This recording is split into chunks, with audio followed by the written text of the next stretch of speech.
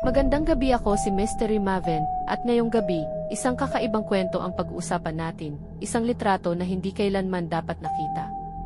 Noong 2007, nakatira si Alan sa probinsya ng Quezon, isang simpleng binata na mahilig sa mga lumang gamit.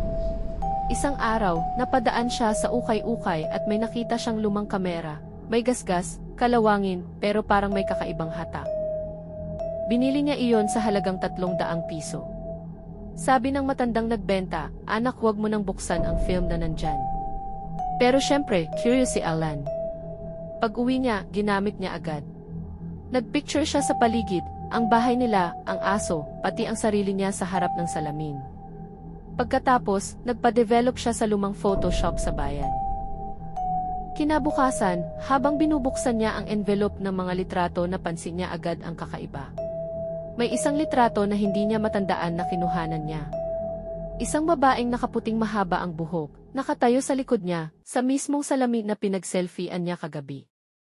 Nanginginig si Alan.